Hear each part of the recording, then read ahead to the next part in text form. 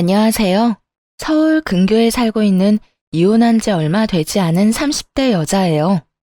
이혼 사유는 남편이 제가 싫어졌다는 것이었는데요. 한때는 제가 없으면 하루도 살 수 없다던 사람이었는데 이혼할 무렵엔 함께 있는 것이 숨 막힌다고 하더라고요. 꼴도 보기 싫다면서요. 그렇게 남편과 이혼하고 난 후 그 인간과 재회하게 된 것은 응급실이었네요. 이혼 후 어떤 일이 일어났는지 들어보실래요? 대학병원에서 간호사로 일하면서 같은 병원 의사였던 남편을 만나 결혼했거든요. 그리고 몇 년 뒤 남편은 독립해서 새 병원을 개원했고 전 여전히 대학병원 응급실에 남아 있었고요. 시댁에서는 무척 잘 대해주셨는데 그 흔한 시집살이는커녕 명절에도 바쁘면 오지 않아도 되니 한가할 때 밥이나 한 끼 먹자고 권해주실 만큼 쿨하고 열린 분들이셨어요. 덕분에 남편과는 서로의 자리에서 각자 일에 최선을 다할 수 있었죠. 남편은 시댁 부모님의 도움으로 개원할 수 있었는데 점점 자리를 잡아가고 있었고요. 그런데 병원에 환자가 늘어나면 늘어날수록 남편이 점점 변해가기 시작하더라고요. 예민한 건 둘째치고 점점 절 배우자가 아닌 도우미 정도로 여긴다는 기분이 들 때도 있었어요. 청소는 제대로 하는 거 맞아? 이불 빨래는 언제 했어? 숨 쉴 때마다 목이 쾌쾌해. 여보, 나 밤샘 근무하고 이제 들어왔어. 눈 밑에 다크서클 안 보여? 아, 그랬어? 그러면 오늘은 집에서 쉬면서 대청소랑 이불 빨래 싹 좀 해. 하는 김에 에어컨도 좀 닦고 말이야. 에어컨 청소는 주기적으로 하고 있는 거 맞지? 이 집엔 나 혼자 사는 거야? 어떻게 모든 일을 나만 해? 당신도 손 있고 발 있잖아. 심지어 당신은 야간 진료는 하지도 않잖아. 내가 밤새워 고생하고 온 날엔 당신이 살림 좀 해주면 안 돼? 나도 힘들어. 누가 당신 보고 안 힘들대? 그런데 집안일은 나보다 당신이 더 잘하기도 하잖아. 내가 해봤자 어차피 당신이 다시 하게 될 텐데 이왕 하는 거 잘하는 사람이 하면 2번 일 안 해도 되잖아. 아, 서재도 좀 치워줘. 완전 엉망진창이야. 청소뿐만이 아니었어요. 반찬 투정까지 부리더군요. 어떤 날은 반찬이 마음에 들지 않는다며 있는 대로 짜증을 내고 나가버리기도 했죠. 가장 대접도 못 받는 기분이라나 뭐라나요. 그래도 이런 남편을 보며 이해해보려고 노력했어요. 얼마나 피곤하고 힘들면 저렇게 예민해질까 하며 측은했거든요. 하지만 이런 인내심도 친정을 무시하는 태도 앞에서 결국 폭발했죠. 그날은 친정엄마의 환갑이었어요. 바쁜 남편 스케줄에 맞춰 일부러 식당을 점심시간에 예약하고 혹시나 하는 마음에 아침을 먹는 자리에서도 약속 시간과 장소를 여러 번 언급했거든요. 그런데 약속 시간이 지나도 남편은 오지 않더라고요. 연락 한 통 없이 말이에요. 결국 남편에게 전화를 걸었고 남편은 아주 태연한 목소리로 이렇게 말하더군요. 깜빡했어. 뭐? 어떻게 다른 것도 아니고 엄마 생신을 잊을 수가 있어. 내가 며칠 전부터 그리고 오늘 아침에도 이야기했잖아. 귀에 딱지 앉을 것 같으니 그만 이야기하라고 했던 게 당신이야. 그런데 뭐? 깜빡했어? 바쁘다 보면 그럴 수도 있지. 돈 좀 보낼 테니까 장모님 드려. 뭐? 안 오겠다는 말이야? 지금이라도 와서 얼굴 비추고 가. 지금 점심시간이잖아.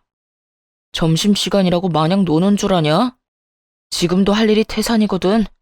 아휴, 뭘 알아야 대화가 통하지. 하여튼 난 못 가니까 당신네 식구끼리 좋은 시간 보내. 그 순간 이성의 끈이 뚝 하고 끊기는 느낌이었어요. 바로 남편의 병원으로 찾아갔고 거기서 본 풍경에 어이가 없었네요. 바쁘다던 남편놈은 간호사들과 모여 앉아 시시덕거리며 커피를 마시고 있더군요. 생각 같아서는 그 자리에서 남편에게 따져먹고 싶었지만 차마 입이 떨어지지 않더라고요. 남편의 체면도 있었지만 제 얼굴에 침 뱉는 짓이란 걸 알고 있었으니까요. 가까스로 화를 참고 남편과 함께 진료실에 들어갔어요. 아니, 여기는 왜 쫓아온 거야? 몰라서 물어? 바쁘다며. 당신한텐 커피 마시는 일이 바쁜 일이니? 다른 날도 아니고 환갑이야, 환갑. 그런 날에 간단하게 점심 한 끼 먹는 것도 그렇게 힘이 들어? 아, 깜빡했다고 했잖아. 이미 늦었는데 가봤자 눈치밖에 더 보여? 괜히 내가 가서 분위기 망칠 바엔 안 가는 게 서로 좋잖아. 지금 그걸 말이라고 해? 당신 일정 맞춘다고 이 근처로 예약했고 시간도 일부러 점심시간으로 잡은 거야. 그런데 당신이 빠지는 게 말이 돼? 그까지 환갑이 뭐라고 이 유난을 떨어? 그냥 생일이잖아. 1년에 한 번씩 있는 생일. 그까지 생일 때문에 병원까지 찾아와서 피곤한 사람 붙잡고 큰 소리 내야겠어? 남편은 미안하단 말 한마디 없이 당당한 태도였고, 그런 남편의 손에 들린 커피를 빼앗아 그 당당한 얼굴에 뿌려버렸어요. 야, 너 이게 뭐 하는 짓이야? 정신 차리라고. 내가 요즘 당신 힘들다고 다 이해해주니까 나나 우리 집이 우습게 보이나 본데 정신 차려. 그날 밤 남편은 집으로 들어오지 않았어요. 남편의 첫 외박이 있던 날이었네요. 도대체 언제부터 사이가 이 지경이 되었는지 가늠도 되지 않더라고요.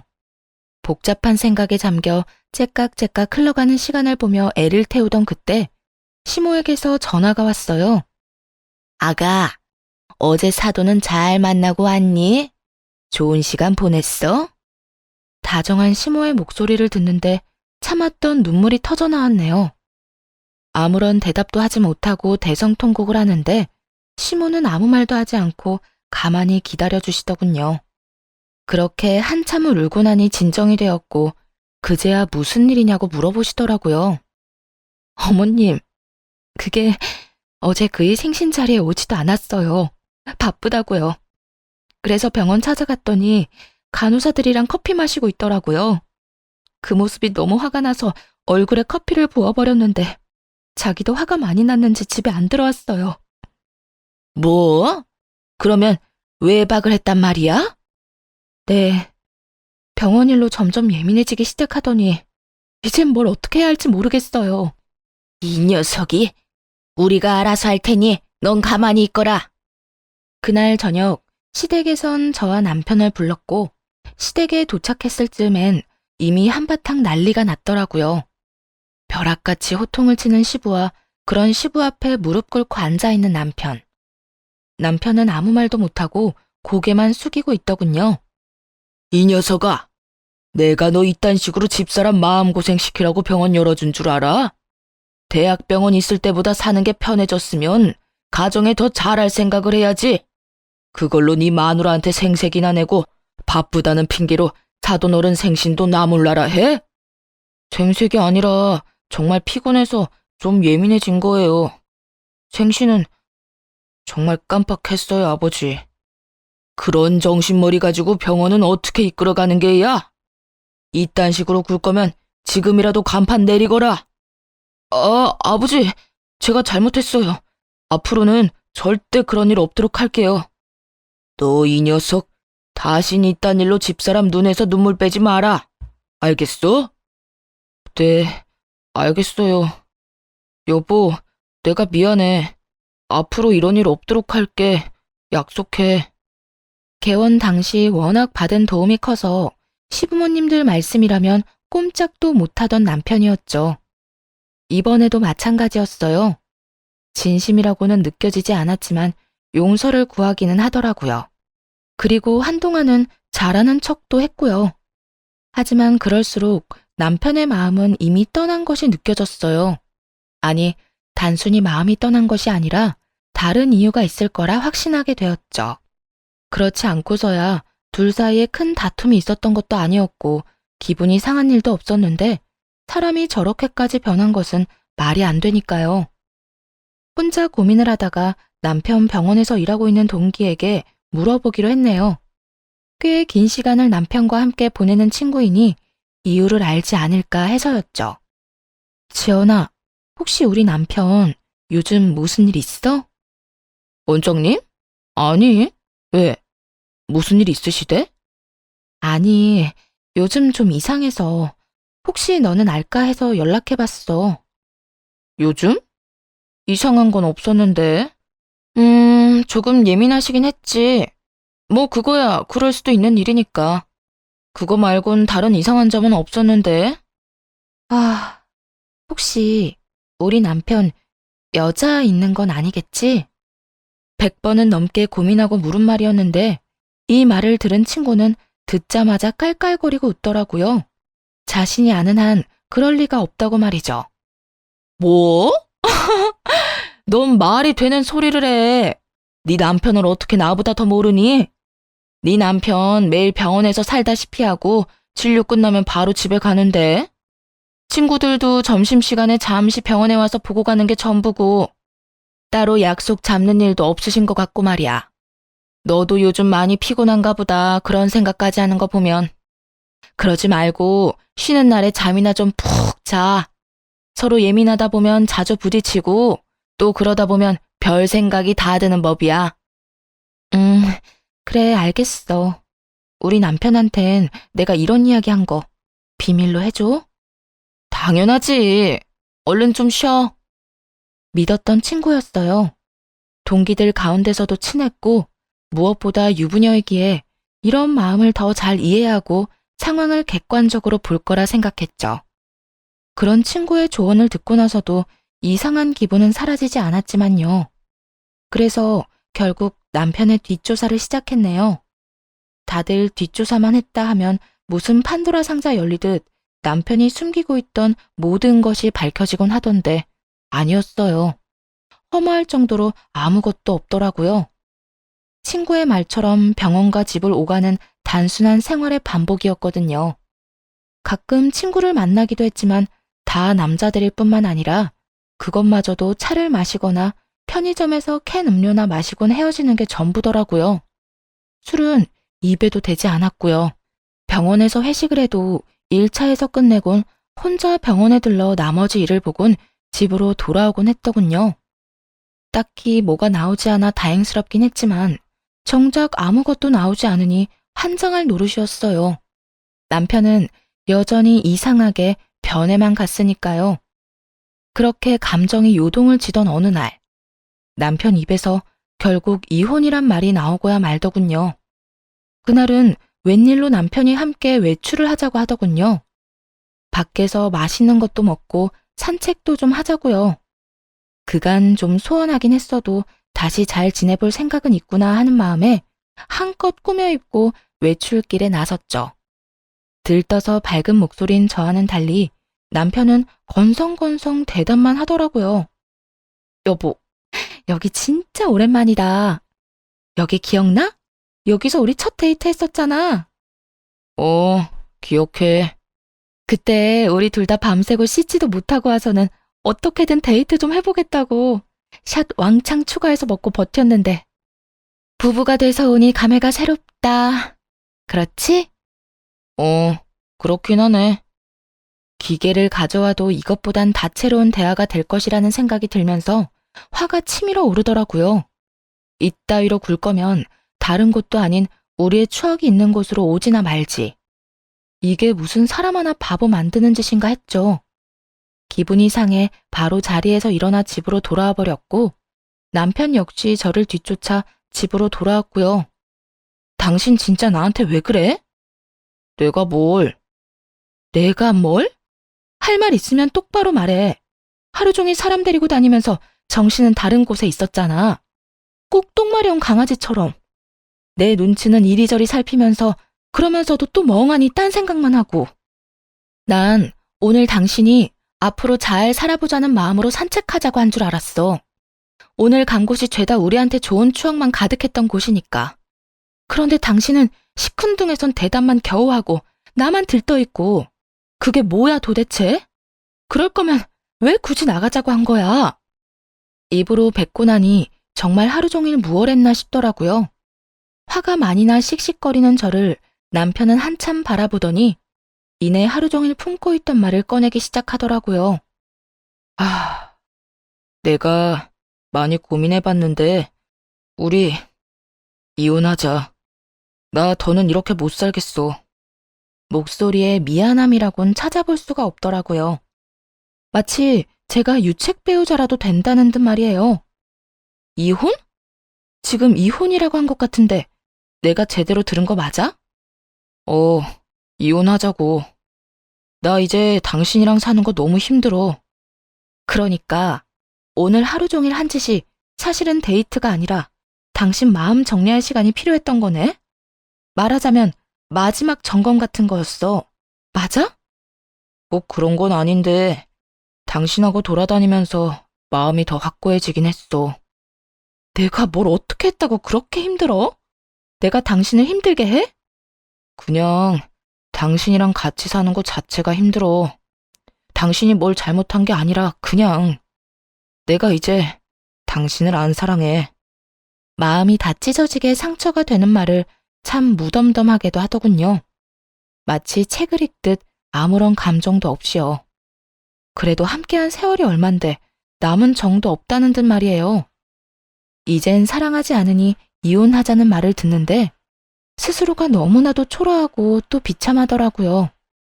그리고 문득 나는 이 사람을 사랑하나? 하는 생각을 해봤어요. 그런데 저 역시 이 사람을 사랑하고 있진 않더라고요. 그냥 내가 한 선택이니 그냥 저냥 되는 대로 맞춰가며 어떻게든 살고 있었던 거죠.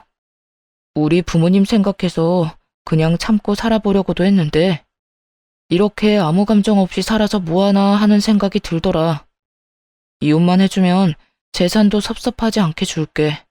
그러니까 조용히 이혼만 해줘. 나 당신이랑 소송 같은 거 할 힘도 없고 마지막을 그렇게 지저분하게 끝내고 싶지도 않아. 알겠어. 그래, 하자. 이혼. 구질구질하게 눈물이라도 흘리며 매달릴 거라 예상했었는지 남편은 그제야 놀란 눈을 하고는 똑바로 쳐다보더라고요. 왜? 내가 울면서 매달리기라도 할 줄 알았어? 아니, 그건 아닌데 좀 더 이유를 물을 거라고는 생각했어. 나 싫다는데 물어서 뭐해. 들어봤자 상처만 깊어질 텐데 뭐. 당신 말 듣고 생각해보니까 나도 당신 사랑하는 건 아니더라. 그냥 저냥 어떻게 해서든 잘 살아보려고 맞춰가고 있었던 거지. 당신 말대로 그렇게 살아서 뭐 하겠어. 지금이 조선시대도 아니고 아니다 싶으면 애 없을 때 헤어져야지. 그렇긴 하지. 당신 괜찮아? 아니, 안 괜찮아. 사실 나 진짜 비참해. 하지만 어쩌겠어. 이혼하자는 말을 주워 담을 수도 없는 노릇이고. 어쨌든 말 나온 김에 하루빨리 이혼하자. 한 공간에 있는 것도 싫다는 남편과의 이혼은 생각보다 더 빠르고 간단하게 끝이 났어요. 결혼할 때는 상견례니 혼수니 함께 살 집이니 고민하고 하나씩 해결하기 바빴는데 그런 결혼보다 이혼이 더 빨리 끝나더라고요. 남편은 약속한 대로 재산을 나눠주었고 시부모님께 이혼 사실을 전해드렸어요. 마지막으로 물으마. 너 지금 이혼하면 너에게 해주던 모든 것들 다 끊을 것이야. 네가 이때껏 벌어들인 것 빼곤 다 뺏기는 신세가 될 텐데 그래도 이혼할 거야? 네, 아버지. 이미 되돌리기엔 늦었어요. 제 마음도 마음이지만 이 사람도 저한테 이제 마음 없어요. 한 공간에 있는 게 숨이 턱턱 막히기 싫은데 어떻게 같이 살겠어요. 남편의 말을 들은 시부는 저의 생각을 조심스럽게 물으시더군요. 아가, 네 생각도 같다 이거니? 네. 제가 싫다는 이 사람 말 듣고 생각해보니 별반 다르지 않은 마음이더라고요. 당시엔 싫은 마음까진 아니었지만 그렇다고 해서 좋은 마음도 아니었어요. 무엇보다 제가 그렇게도 싫다는 사람하고 저도 살고 싶지 않아요, 아버님. 일이 이렇게 돼서 죄송해요. 네가 죄송할 일이냐? 우리가 자식을 잘못 키워 네가 마음고생 많이 했겠구나. 우리가 미안하다, 아가. 아니에요. 두 분은 최선을 다해 잘해주셨는걸요. 이 말을 들은 시부와 시모는 더 화가 났는지 남편을 보며 무서운 얼굴이었죠. 아마 이게 진작 마음이 떠난 남편이 이때껏 제 곁에서 버텼던 이유였겠죠. 너는 각오하고 있겠지? 우선 카드부터 내놓거라. 집도 처분해서 줄 건 주고 남는 건 가지고 오고 병원은 들인 돈이 있으니 다 갚을 때까진 월세로 있으면서 투자금부터 갚거라. 너하고 세아가한테 주려고 했던 건물은 없던 일로 하마. 늘 말씀하신 대로 남편에게 해주던 모든 지원을 끊어버리시더군요. 상속 명목으로 주시려 했던 건물도 없던 일이 되었죠. 아버지, 다른 건 몰라도 건물은 이 사람과 결혼하기 전부터 주신다고 하셨던 거잖아요. 결혼 이혼이랑은 아무 상관도 없는 건데 그것까지 없던 일로 하다뇨. 네 이놈, 네 놈이 뭐 하나라도 받고 싶었으면 이토록 당당한 태도가 아니었어야지. 네 놈이 오늘 여기 와서 적어도 미안한 기색이라도 내비쳤다면 내 당장은 아니더라도 훗날 언젠가 건물은 주려고 했다. 그런데 지금 미안한 척만 하지 진심 어린 반성이란 없지 않느냐? 겉으로 나타나는 게 그 정도인데 네 속은 오죽하겠어. 모르긴 몰라도 잔치가 열려도 10대 번은 더 열렸겠지. 아니에요. 저도 마음이 편치만은 않다고요. 편하진 않아도 미안하지도 않다는 뜻으로 들리는구나. 아니요. 저도 죄송하고 미안해요. 진심이에요. 에휴, 더는 듣고 싶지도 않다. 내가 병원을 남겨둔다고 해서 괜한 기대는 하지 말거라. 말한 대로 투자금이 적지 않기에 그 돈은 회수하려고 남겨두는 것이니. 그러니 허튼 짓 하지 말고 빚이나 잘 갚아. 시부는 투자금 회수 목적으로 월세를 내는 대신 병원은 유지할 수 있도록 해주시더라고요. 이미 마음 떠난 사람과 이혼하면서 재산이라도 넉넉히 받아왔으니 그만하면 괜찮은 이혼이다 싶었죠. 거기에다 남편이 가진 것까지 다 신기루가 되어 사라졌으니 복수도 이만하면 되었다고 생각하기도 했습니다. 비록 제대로 된 이유는 끝까지 알 수 없었지만 말이에요. 단순히 이제 사랑하지 않는다는 이유로 이혼하겠다는 말을 그대로 믿은 것은 아니었기에 더 조사를 해봤지만 아무리 찾아봐도 이렇다 할 만한 것은 나오지 않았거든요. 하지만 하늘은 저와는 생각이 달랐나 봅니다. 운명의 장난인지 전 남편과 이혼하고 2달쯤 뒤 이혼의 진짜 이유를 알게 되었으니까요. 그리고 제대로 된 복수도 하게 되었고요. 그날도 응급실에서 근무를 하고 있었어요. 크고 작은 사고가 많은 응급실이라 늘 긴장된 상태로 대기하는 편인데 그날따라 유난히 심하게 두근거리더라고요. 오늘따라 왜 이렇게 안절부절 못해? 집에 무슨 일 있어? 이혼한 돌싱녀가 집에 일이 있을 게 뭐가 있어. 그냥 계속 뭐가 이상해. 느낌이 싸해. 그렇게 주변에서도 제 불안을 느낄 정도의 싸한 예감이 이어지던 그때 큰 교통사고로 인해 긴급한 상황의 환자가 연이어 들어오더군요. 급하게 환자를 향해 달려갔고 환자의 얼굴을 확인하고는 그 자리에서 아무것도 못한 채 멍하니 서 있을 수밖에 없었습니다. 그 환자는 바로 남편과 제 동기 친구였거든요. 전 남편의 호의로 한 차에 타고 있었다기엔 새벽 3시에 가까운 시간. 누가 봐도 불륜임을 알 수 있는 상황이었어요. 심지어 임신 상태더군요. 아빠가 누구인지 쉽게 확인할 수도 없는 아이를 말이죠. 멍해서 억장이 무너지는 기분조차 들지 않더라고요. 아니, 오히려 그제야 왜 이혼까지 하게 되었는지 이해가 되며 속이 뻥 뚫리는 기분마저 들었어요. 배신감이요? 그딴 감정도 들지 않았어요. 그저 2사람이 저를 속이고 어떻게 외도를 저질러 왔는지 그 과정이 머릿속에 쉽게 그려지더라고요. 흥신소에서도 2사람의 외도 증거를 잡지 못한 이유는 병원에 있었죠. 병원에는 뒷문이 있었는데 간호사들도 알지 못하는 전 남편의 진료실 뒤편에 있는 작은 문이었어요. 상간녀는 그곳으로 몰래 오가며 남편과 불륜을 저질렀던 거죠. 우선 상간녀의 남편과 전 시부모님들을 병원으로 불렀어요. 상간녀의 남편 역시 알고 지내던 의사였던지라 연락처가 다 있기도 했고 2사람의 외도에 대해 다른 증거 없이도 설명할 수 있는 장소이자 상황이라 판단했기 때문이었어요. 더불어 상황이 상황인지라 전 남편에겐 보호자가 필요한 순간이기도 했고요. 제일 처음 병원에 도착한 것은 전 시부모님들이었어요. 어찌나 놀라셨는지 신발도 제대로 신지 못하고 오셨더군요. 아가야, 이게 무슨 일이니? 우리 아들이 사고라니? 얼마나 큰 사고길래? 그게 상황이 좋지 않아요.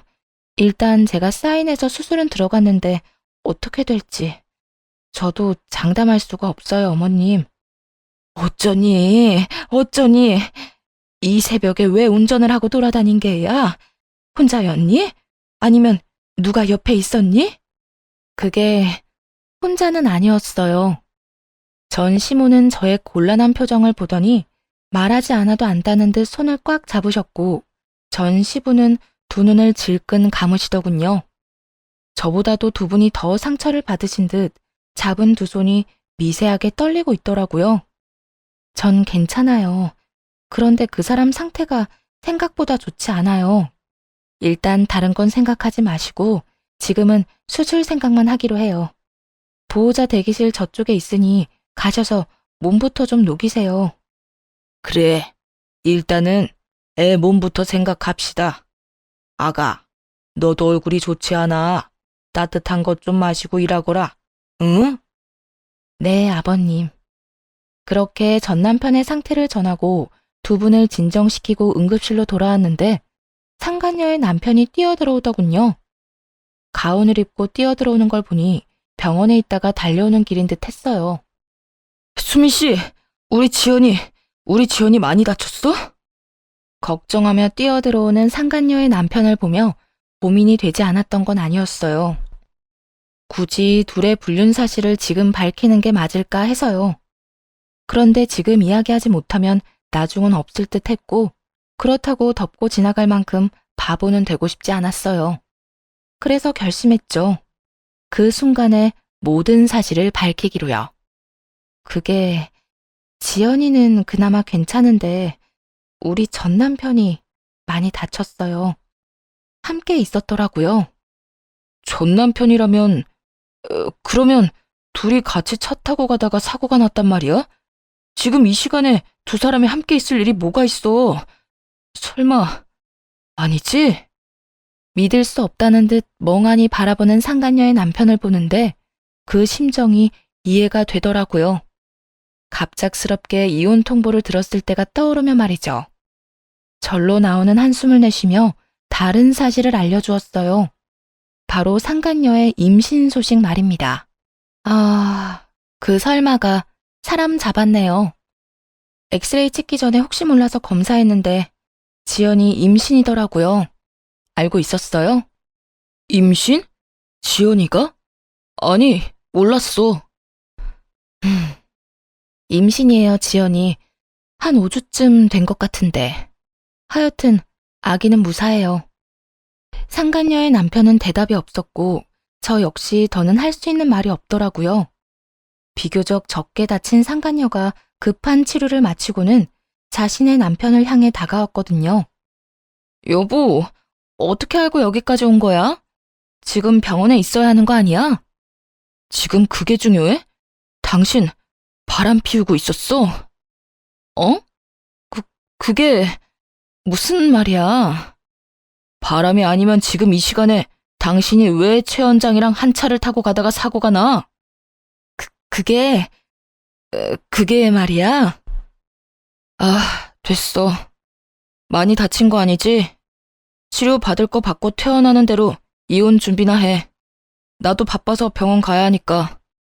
상간녀의 남편은 더는 말을 섞고 싶지도 않다는 듯 상간녀의 말을 잘라버리고 병원 밖으로 나가버렸어요. 상간녀는 그제야 제가 보이는 듯 언성을 높이며 따지고 들더라고요. 네가 우리 남편 불렀니? 응. 알다시피 보호자가 필요한 순간이라서 말이야.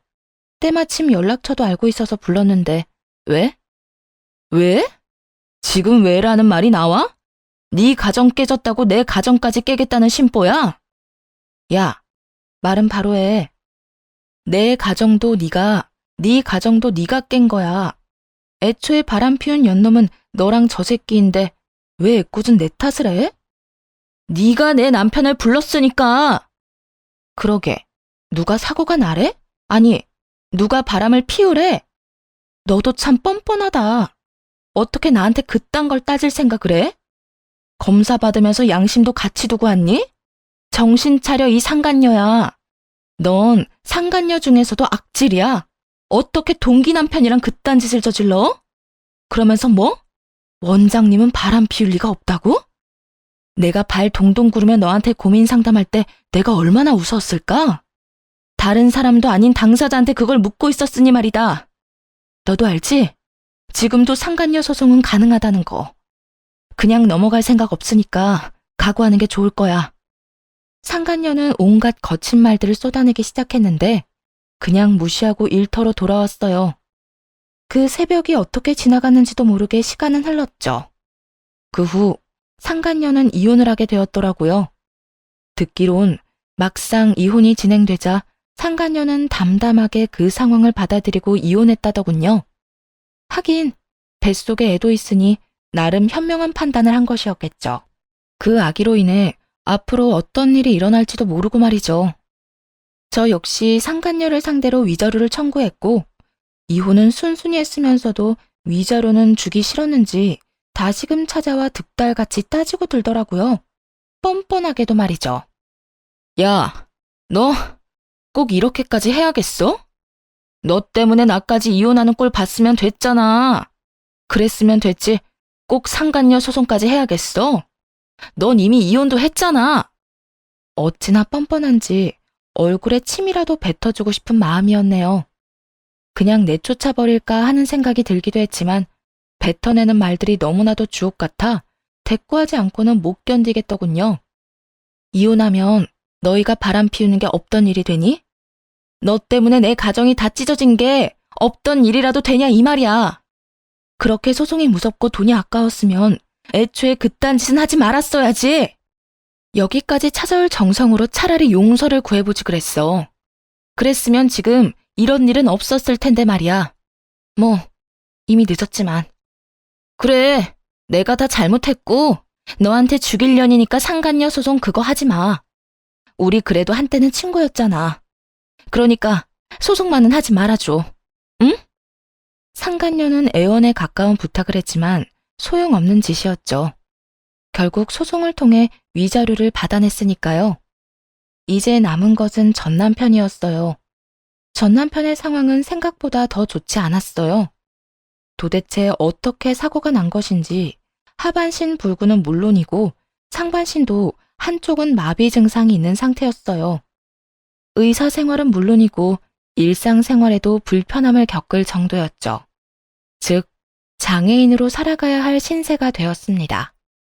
그런 신세가 된 전 남편을 보는 것은 전혀 슬프지 않았는데 슬퍼하는 전 시부모님을 지켜보는 것은 힘들더라고요. 아무래도 그간 친부모님처럼 잘 대해주신 분들이니까요. 그래서 전 남편의 곁을 지키는 두 분을 챙기기 시작했고 그런 행동에 상간녀가 안달이 난 모양이더라고요. 혹시나 전 남편을 빼앗길까 조바심이 들었는지 어느 날은 전 시부모님 앞에 무릎을 꿇고 앉아 절절한 사랑 고백을 하더군요. 저희가 비록 시작은 옳지 않았으나 마음만큼은 정말 진심이었어요. 저 원장님 진심으로 사랑해요. 그래서 뭘 어쩌란 말이니? 너를 며느리로 받아달라 이 말이니? 네 눈엔 제 불구된 거 안 보이니? 그래도 상관없다 이거야? 네, 저는 상관없어요. 원장님 상황이 어떻든 전 원장님을 사랑해요, 어머님. 그러니까 저 좀 예쁘게 봐주세요.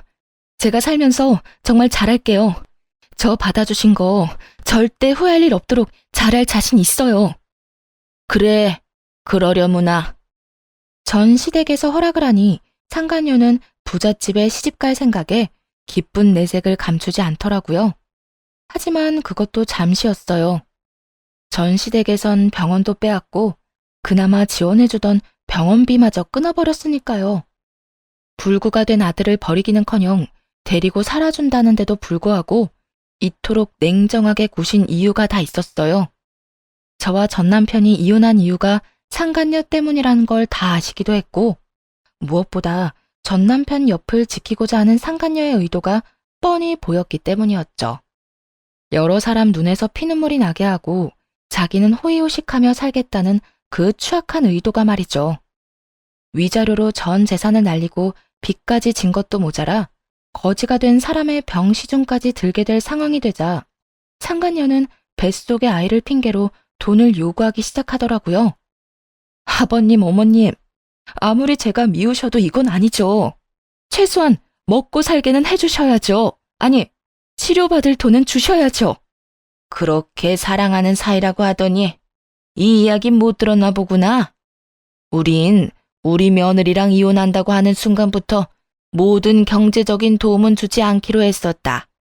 그러니 네가 그렇게나 사랑한다던 우리 아들, 네가 알아서 잘 보살피며 살아보거라.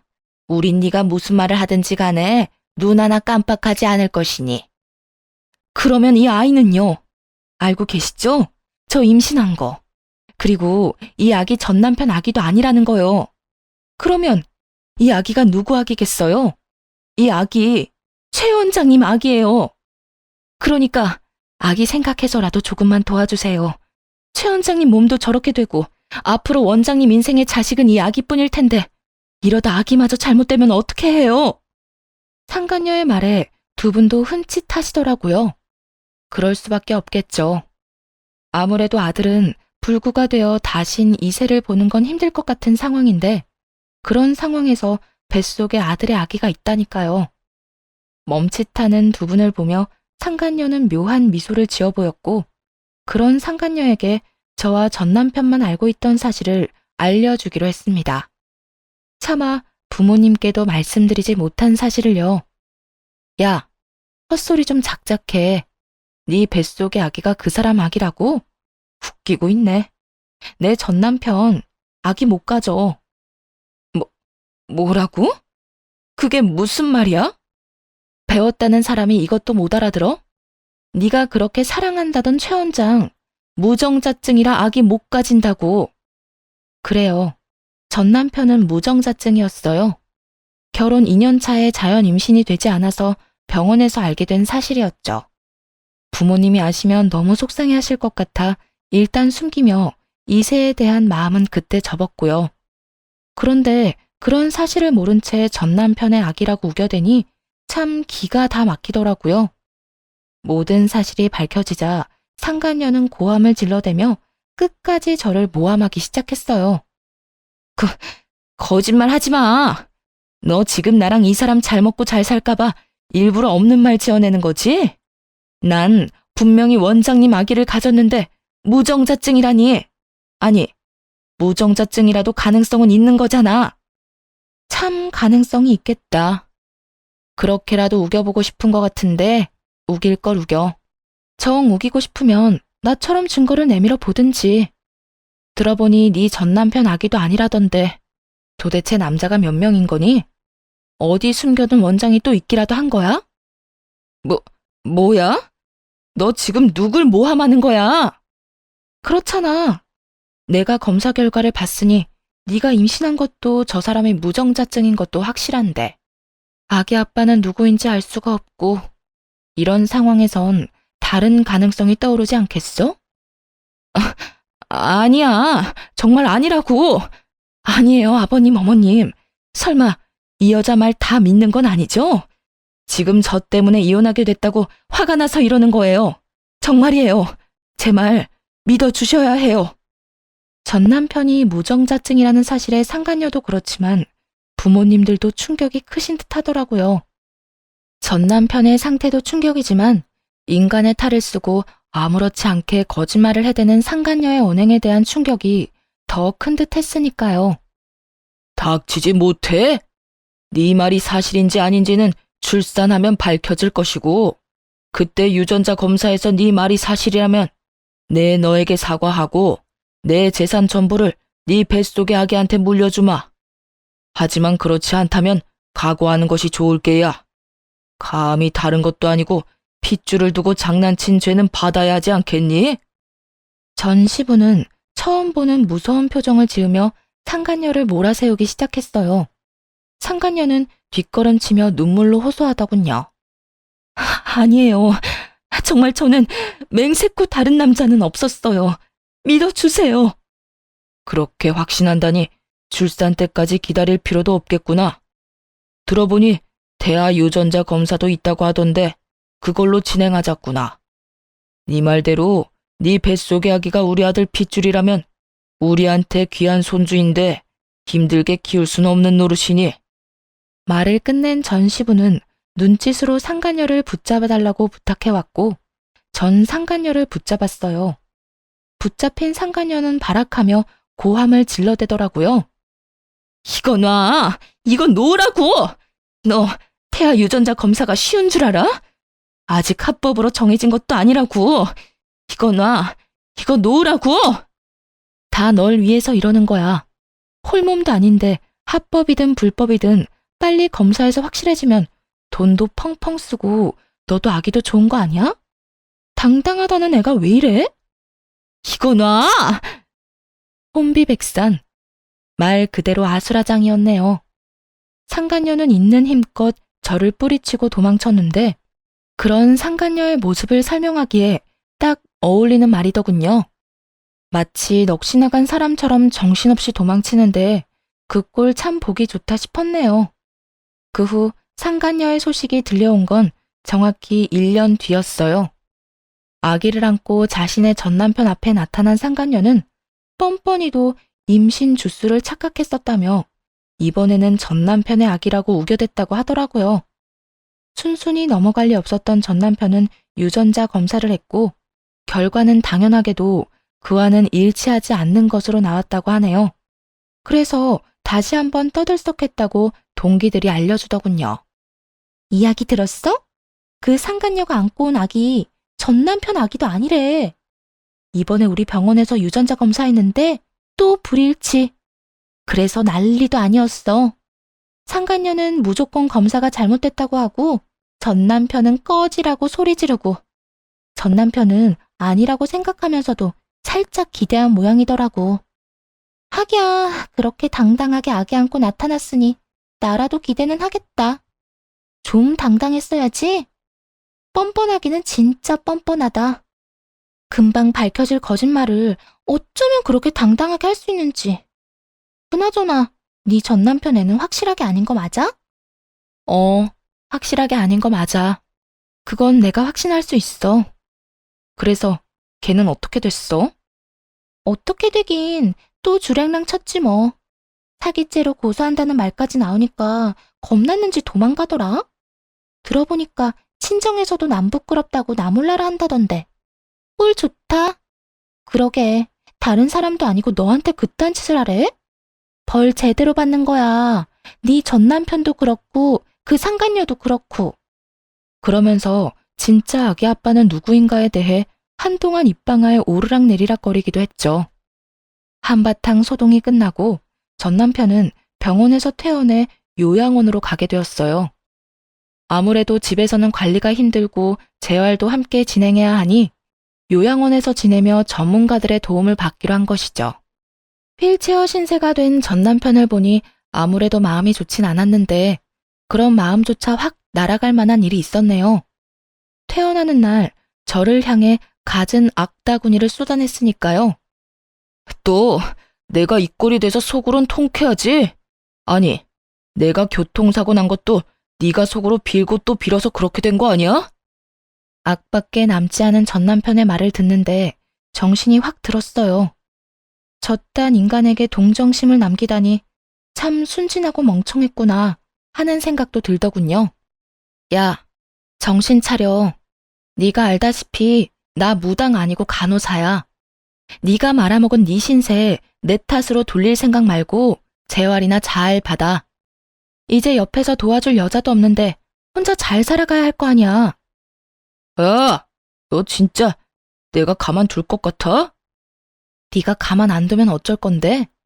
네가 인간이라면 나한테 이러면 안 되는 거 몰라? 내 인생 망친 것도 모자라 본인 인생도 그따위로 망쳐놨으면 이제라도 반성이란 걸 하고 좀 똑바로 살아. 내가 뭘 그렇게 잘못했는데? 설사 내가 잘못했다고 쳐도 이런 신세가 될 만큼 잘못한 건 아니잖아. 난 억울해. 억울하다고. 난 너 때문에 하루아침에 가정도 깨지고 인생도 망가졌어. 내 잘못은 하나도 없었는데 내 마음은 산산조각이 났다고. 그런 내 앞에서 네 억울함을 호소하고 싶니?